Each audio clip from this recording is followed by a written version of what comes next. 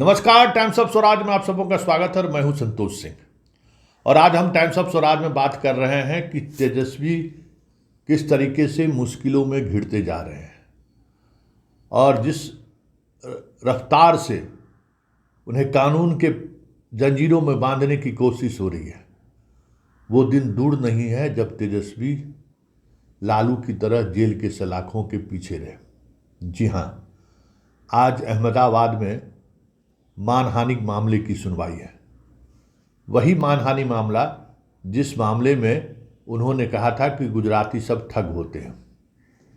एक संदर्भ में उन्होंने इंटरव्यू में कहा था। उस मामले को लेकर गुजरात में इन पर मानहानि का मुकदमा दर्ज हो गया। मुकदमा कई महीनों से चल रहा है। आखिरकार कोर्ट ने उनका कॉग्निजेंस ले लिया और आज वहाँ उन्हें सदैव उपस्थित होना है। और अब जिस तरीके से और जिस रफ्तार से वो केस आगे बढ़ रहा है, राहुल की तरह तेजस्वी की भी सदस्यता खत्म हो जाए तो कोई बड़ी बात नहीं होगी। वैसे सुप्रीम कोर्ट के जजमेंट के बाद और गुजरात हाई कोर्ट के जज के खिलाफ जिस तरीके की सख्ती सुप्रीम कोर्ट ने बरती है, उससे तेजस्वी को थोड़ी राहत मिलती हुई दिख रही है कि आउट ऑफ वे जाके गुजरात का लोअर कोर्ट हो चाहे हाई कोर्ट हो, कुछ भी ऐसा कदम नहीं उठाएगा जिससे राहुल वाली स्थिति बन जाए। लेकिन खतरे की घंटी है, बज चुकी है खतरे की घंटी। दूसरा मसला, आज दिल्ली सीबीआई कोर्ट में सुनवाई होनी है।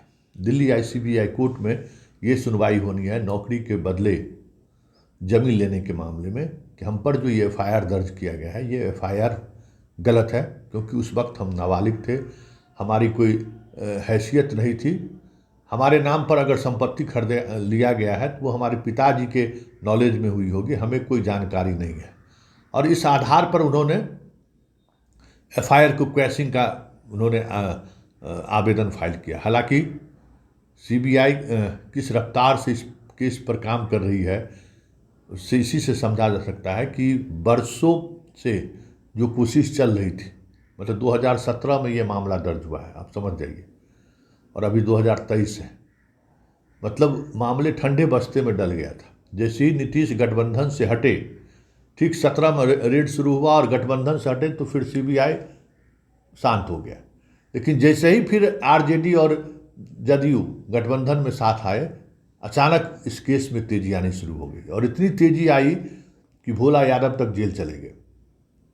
और वो इस रफ्तार से चीज़ें चल रही हैं कि जिन व्यक्तियों ने नौकरी के बदले ज़मीन दी है, ऐसे 6 लोगों को सीबीआई ने चिन्हित किया, उनको दिल्ली मुख्यालय कार्यालय बुलाया और उन सभी 6 को सरकारी गवाह बना लिया। भोला यादव पर भी दबाव यही है कि सरकारी गवाह बनिए, नहीं तो फिर जेल जाने को तैयार रहिए, सजा आप करते हैं। अब देखना यह है कि भोला यादव कब तक स्टैंड ले पाते हैं। भोला यादव पर भी दबाव बहुत ज़्यादा है और इस मामले में अगर चीज़ें आगे बढ़ती हैं तो लालू यादव का पूरा परिवार, जिस बच्ची के नाम से, बेटे के नाम से उन्होंने संपत्ति अर्जित की है, संपत्ति लिया है नौकरी के बदले में, वो सारे के सारे जेल जा सकते हैं। वो आज तेजस्वी के फैसले पर निर्भर करता है।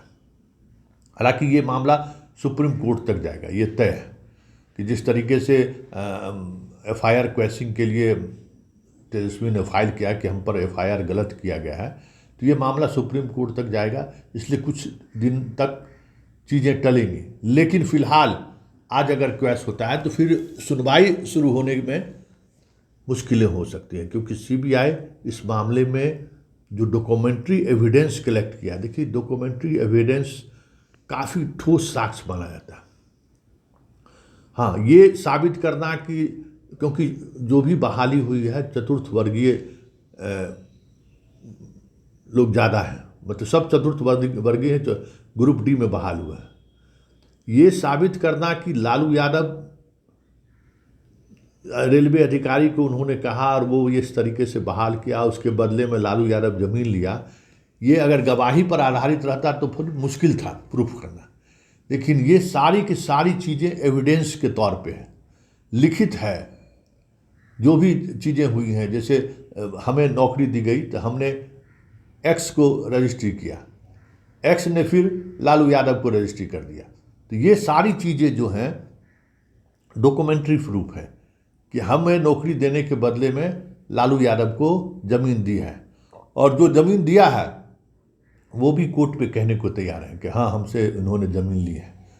तो ये मामले ज़्यादा दिनों तक नहीं खींच पाएगा, और दिसंबर जनवरी जाते जाते सभी को सजा हो जाए तो कोई बड़ी बात नहीं होगी, क्योंकि इस तरीके के एविडेंस मटेरियल कलेक्ट सीबीआई ने कर लिया है जहां बहुत कम गुंजाइश है बचने का।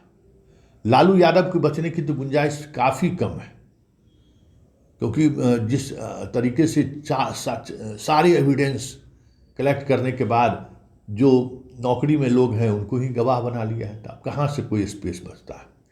इसलिए ये केस लालू परिवार के लिए कह सकते हैं कि मुश्किल खड़ी कर सकती है। और 2024 की जिस मुहिम को लेकर लालू का हुंकार लगातार बढ़ रहा है, तेजस्वी जिस तरीके से कल ही बोले हैं मोदी को लेकर, ये सारी चीज़ें ऐसी हैं जिन चीज़ों को वो राजनीतिक रूप से जो लाभ लेने की कोशिश करें, लेकिन कानूनी तौर पर बुरी तरह से उलझते हुए दिख रहे हैं। और आज देखना है कि इस मामले में कोर्ट क्या निर्णय लेती है, उन्हें अभियुक्त बनाया जाए, चार्जशीट जो हुआ है वो चार्जशीट सही है या गलत है, सारी विषयों पर चर्चा होगी। दूसरा, इसमें घेराबंदी के। तीसरा, राधाचरण सेठ जो जदयू के एमएलसी हैं, किंग ऑफ बालू, उसके खिलाफ जो ऑपरेशन चल रहा है, कई लोगों की अभी तक गिरफ्तारी हो चुकी है। अपने राधाचरण सेठ, उसकी बेटे की, उसके कंपनी के धनबाद से 2-3 पार्टनर की गिरफ्तारी हो चुकी है। लेकिन जो ईडी की कोशिश है कि जैसे इसमें सुभाष यादव, पहले भी इनके यहाँ छापेमारी हुई, जो राजद के लालू परिवार के काफ़ी करीबी माने जाते हैं, संजय यादव आरजेडी से विधायक हैं, ये सारे लोग भी इस खेल में शामिल हैं। मतलब बालू के इस खेल में वो भी इस कड़ी में वो लोग भी शामिल हैं। किसी न किसी तरीके से वो लालू परिवार तक पहुंचने की कोशिश कर रहा है। जो ईडी में जो चीज़ें चल रही हैं, जिस तरीके से जांच को दिशा देने की कोशिश हो रही है, वहाँ भी ईडी की कोशिश है कि लालू परिवार तक पहुंचा जाए, क्योंकि सुभाष यादव के मामले में लालू यादव लाभान्वित हैं। ये कई मौक़ों पर ईडी और सीबीआई और आयकर विभाग ने साबित करने की कोशिश की है कि लालू यादव का जो नेटवर्क है, उस नेटवर्क में बालू माफिया का बड़ा योगदान है, और बालू माफिया किस तरीके से लालू परिवार को अपकृत करते रहा है, किस तरीके से पैसे के माध्यम से चीज़ों को वो उन तक पहुंचाने की कोशिश हो रही है, वो कई लिंक को वो जोड़ चुके हैं। मतलब कार्रवाई जदयू के एमएलसी पर हो रही है और निशाने पर लालू परिवार है। ये ईडी की पूरी कोशिश अब धीरे धीरे सामने आने लगा है, क्योंकि धनबाद से जिसकी गिरफ्तारी हुई है, उस गिरफ्तारी के बाद कहीं न कहीं सुभाष यादव और संजय यादव जो आरजेडी से जुड़े हुए लोग हैं, उन तक पहुंचेगा, ये साफ अब दिखने लगा है, क्योंकि वो सारे लोग इस नेक्सस में शामिल हैं। अब देखिए आगे आगे होता है क्या, लेकिन इतना तय है कि 2024 को लेकर जो चीज़ें चली जा रही हैं, जिस तरीके से बिसात बिछाई जा रही है और जिस रफ्तार से चीज़ें कानूनी प्रक्रियाएं बढ़ रही हैं, 24 के चुनाव आते आते अधिकांश इनके नेता सलाखों के पीछे रहे तो कोई बड़ी बात नहीं होगी, क्योंकि तैयारी जोरों पर है। और उसमें बिहार में सबसे कमज़ोर कड़ी लालू परिवार है। पहले से कई मामले हैं, कई मामलों में उन्हें सज़ा मिल चुकी है, और लालू परिवार का जो कामकाज का तरीका है, वो कामकाज का तरीका भी ऐसा है जिस तरीके में फंसना तय है। क्योंकि जो गांव घर में जिस तरीके से लोग आदान प्रदान करते हैं न चीज़ों को, कि भाई ये इसके बदले में ये ले लीजिए, इसके बदले में ये ले लीजिए, ठीक उसी तरीके से लालू यादव 2004 से लेकर 2009 तक रेल मंत्री रहे। उस दौरान बहुत सारी चीज़, चारा घोटाला में भी क्या है कि लालू यादव के पास कितना कमीशन का पैसा पहुंचा होगा, चर्चा सरेआम है। लेकिन अधिकारी जितने कमाए, बाकी लोग जितने कमाए, उसकी भी चर्चा सरेआम है। इसी तरीके से रेल मंत्री रहते हुए ग्रुप डी का नौकरी देकर कितने लोगों से ये ज़मीन लिए, ये प्रूफ जरूर हो रहा है।